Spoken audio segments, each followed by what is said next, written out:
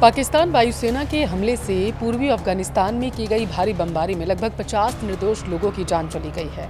तालिबान प्रशासन ने इसे कायरतापूर्ण हमला करार देते हुए कहा है कि इस कार्रवाई में उनका कोई भी सैनिक नहीं मारा गया, बल्कि केवल आम नागरिकों को निशाना बनाया गया, उनकी जान गई है।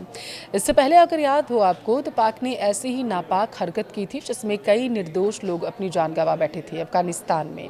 अभी भी हालात वहाँ पर आखिर क्या हैं और इस हमले पर पाक की तरफ से क्या बयान दिया गया है, वीडियो को लास्ट तक देखिए, विस्तार से आपको बताएंगे। नमस्कार, आपके साथ मैं पल्लवी रविंद्र सिंह। दक्षिण एशिया के दो पड़ोसी देशों पाकिस्तान और अफगानिस्तान के बीच तनाव एक बार फिर से बेहद ही आक्रामक स्तर पर पहुंच चुका है। पाकिस्तान की ओर से रविवार रात पूर्वी अफगानिस्तान के सीमावर्ती इलाकों में एक तरफा हवाई हमला हुआ। इन हमलों को लेकर अफगानिस्तान के तालिबान प्रशासन ने बेहद तीखी टिप्पणी की। तालिबान का दावा है कि इस हमले में उनका एक भी फौजी नहीं मारा गया, बल्कि पाकिस्तान ने जानबूझकर आम नागरिकों को और रिहायशी इलाकों को निशाना बनाया ताकि आम नागरिकों की जान चली जाए, जिसमें भारी तबाही भी हुई है। तालिबान सरकार के प्रवक्ता जबीहुल्लाह मुजाहिद के अनुसार पाकिस्तानी लड़ाकू विमानों ने पूर्वी अफगानिस्तान के पक्तिका और कुनार प्रांतों को नागरिक इलाके जो है यहाँ पर बमबारी की थी। इस हमले में महिलाओं और बच्चों समेत कुल लगभग बताया गया है 50 आम नागरिकों की जान गई है। हालांकि अभी और ये संख्या बढ़ सकती है, पुष्टि होना अभी बाकी है। देखिए, दर्जन लोग घायल भी हैं।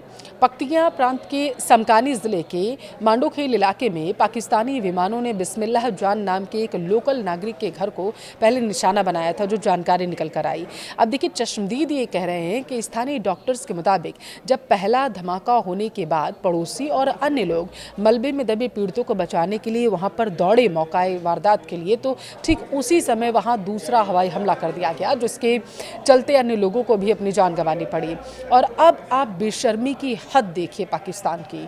इस भीषण हमले को सही ठहराते हुए पाकिस्तान के सूचना मंत्री अताउल्ला तरार ने इसे खुफिया जानकारी पर आधारित एक सुनियोजित जमीनी और हवाई अभियान करार दे दिया है।